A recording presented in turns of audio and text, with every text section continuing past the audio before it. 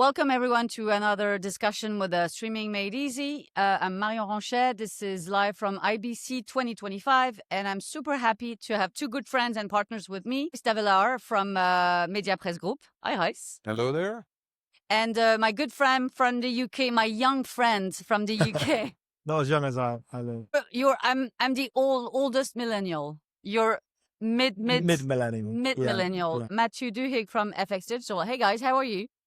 Really well, yeah. Good, thanks. Tired after an exhausting few days. Yeah. Doing streaming medias on the Thursday has added an additional day to my IBC. I know. Which is stretched out. I know. All worth it. So for those who are, not familiar with IBC, it is starting usually on Friday up until Monday. We did the Streaming Made Easy live on Thursday as a ramp up, essentially. But I agree with you. It makes things even more tiring. Are you guys going to be there tomorrow? Is there some action on Monday?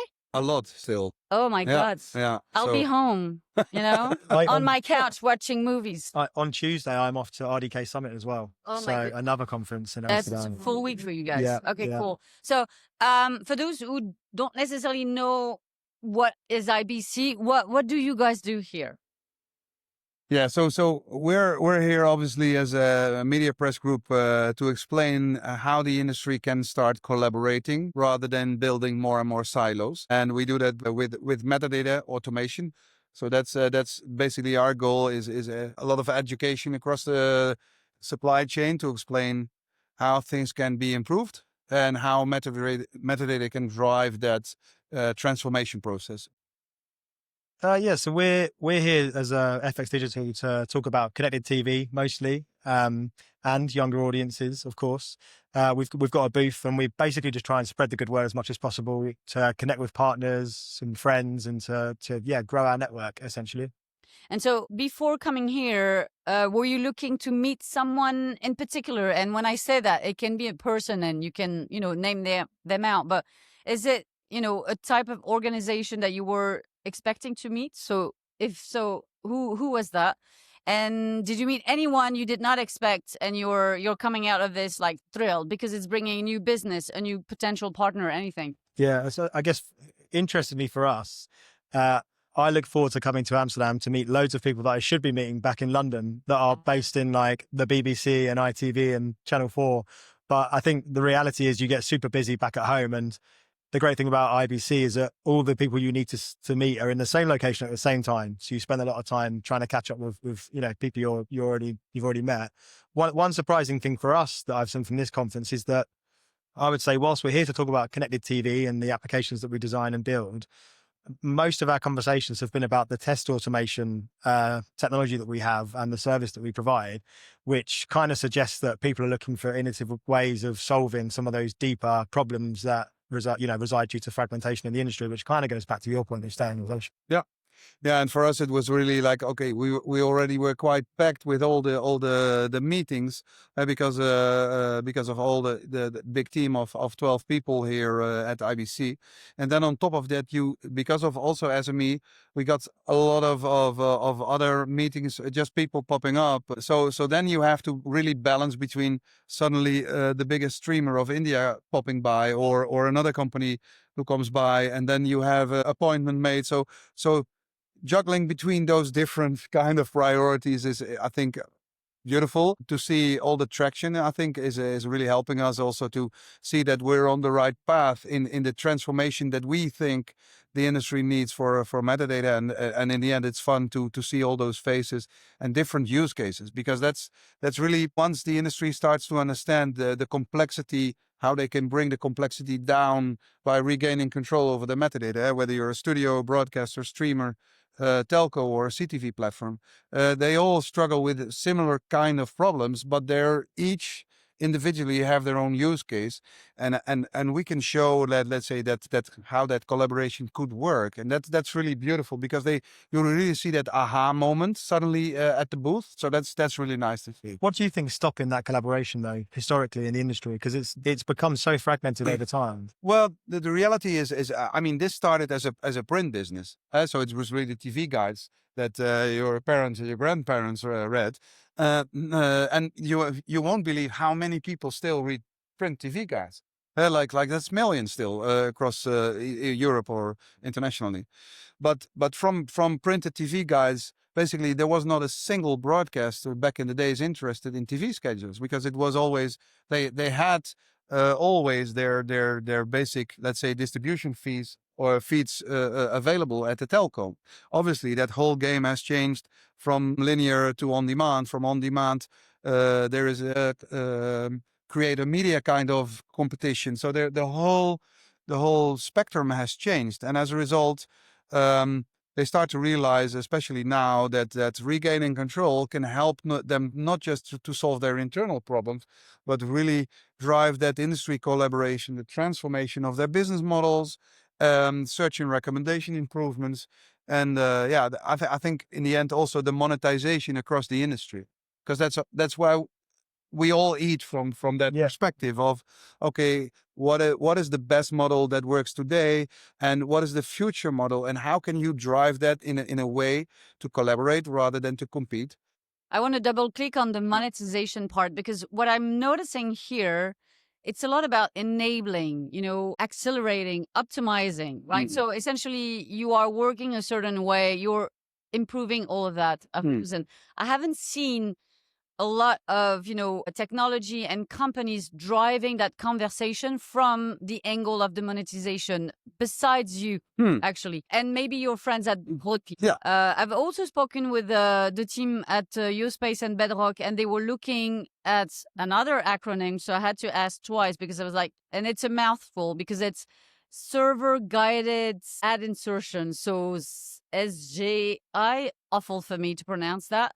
Yeah. But I feel like maybe something that is a bit missing. I feel like the ad technology is less prominent than everything else, when at the end of the day, we're here to make money. Yeah, well, there's another exhibition 2 days from now. That's the Mexico. It's in Köln. It's for the ad insertion or the advertising industry. That shows. Are you going there? Yes. Oh, that's why the silos are so clear there. But to come back to your point, I think it's really interesting also in the discussion that we had with Alan Walk, with NVIDIA and with Veritone, that you really realize that indeed they're not. A lot of companies look at it from a technology standpoint, and the reality is, what we see happening today is not. Of course, it's a technology change, but in the end, it's a business transformation. It's a change program at its own across the whole industry or within your organization. And how can you drive that when you're a CFO, a CEO, or when you have to select your metadata vendor or your testing partner? So that is the complexity, and explaining that to the industry, how you can collaborate, is obviously not the easiest task. But I think more and more organizations start to understand it, and they realize we'd rather solve the foundation first before we think of another silo building on top of. But I guess we're also seeing lots of consolidation in the market now. I'm always surprised when I come to IBC. I think just now it's the Bending Spoons acquisition of Vimeo. Before that it was Brightco. So maybe if we fail to standardize, consolidation will happen so much so that there will eventually be standards forced upon us. Yeah, we'll see. I mean, in the end, I'm strongly a believer that a pluriform media landscape is better for everyone. Agree, yeah. But in general, obviously, you'll see the global scalers, and I think it's really important for every organization to have their strategy defined, where they can coexist and they have them as a partner for publication or reach, but at the same time, they also have their own strategies around how they can monetize and survive on their own. Yeah. All right. So we're about to wrap up. If I can have you be a bit future looking, right? And you don't have to go too far, but we're meeting again next year. What are we saying to future us, in September 26th? What will be kind of, the one thing you will keep your eye on? What is going to be the main focus for each of you guys? And then if you look at, the broader industry, what is the one thing that they should tackle next year? I think for me, so we primarily are based and focused on the connected TV space. And I'm sensing innovations coming to TV. I know that Google announced the kind of always on screen and the far field audio that's enabling some more general purpose functionality in their devices. And I wouldn't be surprised if, looking at a year from now, we're talking more about conversational AI being a part of the TV in a bigger way, which could potentially open up opportunities for a TV to become a bit more general purpose and provide functionality beyond just video and audio streaming, and potentially allow us to do things like book holidays or shop through voice when in the room of other people. So that's super exciting for us. I don't know about... So more of a push and pull, and not just always the end user interacting with the TV, but very much a full circle. Exactly, yeah. What's funny is that on Thursday, when you showcased insights from that survey about how younger audiences, what they were expecting from the TV, you had that connection. And that was fascinating. Everyone was telling you, yeah, but we know, right? Yeah. We've been at this for years. And yet on Saturday, I think Google made that announcement, and you're the second person that is mentioning that maybe this is taking voice and that TV interaction to the next level. I think there's appetite from younger audiences for these devices to do more for them.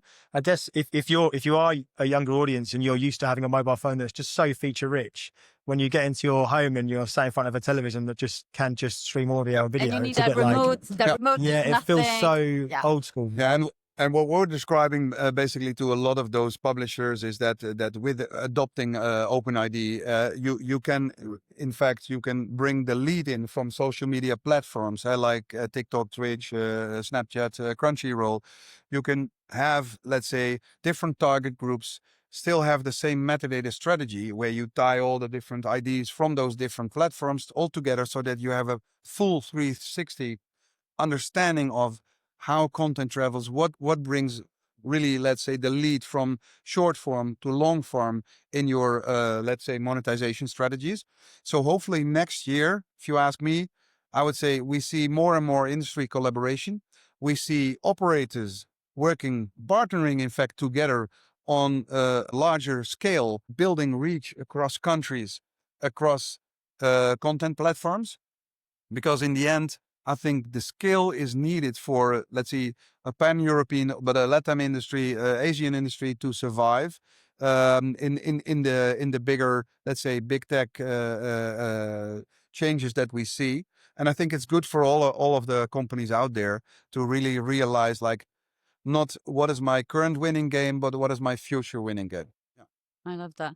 Yeah, I'm a big proponent of collaboration, and I've been asked that question by someone else, and so you haven't asked, but I will give you my answer. And actually, it does not pertain to operators, but it's the other side of the equation, which is the broadcasters.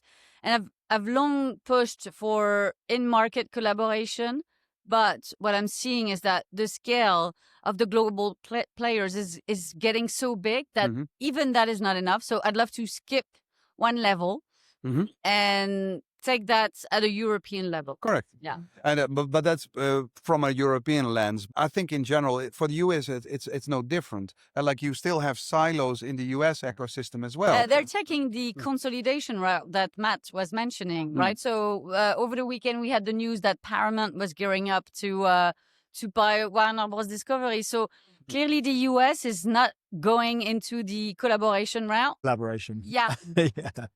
Yeah, but then again, if you look at the CTV platforms globally, there's not a single American brand on the CTV market.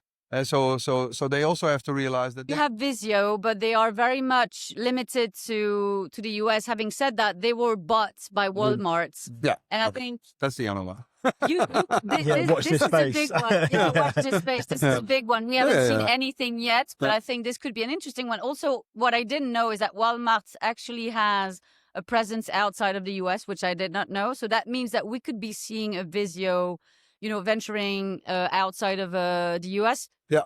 Guys, that was amazing. We're coming to an end for this session, but for IBC, again, thank you so much for coming to SME Live, being so great partners. Super happy to see that you had a lot of traction with your teams, meetings, etc. I even heard that a deal was made on the spot. Yes. Matt, I don't want to say anything, but I heard Don't about jinx that. it. From Tom. I won't say anything, but we were with the team at Irdeto and Bengo before, and Steve said, no deals are being made here. It's more like continuing the conversation, Yeah. pushing, etc. So if you are coming out of this with a deal, we got to celebrate. The thing is, we've only been coming to IBC for the last 6 or 7 years, and we hear stories from people that were here 15, 20 years ago where that kind of stuff is happening, and we're like, oh, we just missed the golden years. Yeah, well, maybe you're bringing it back. We're bringing back the golden years, guys. I think everyone wants that. I love it. Guys, thank you so much again. This was Streaming Made Easy. Awesome.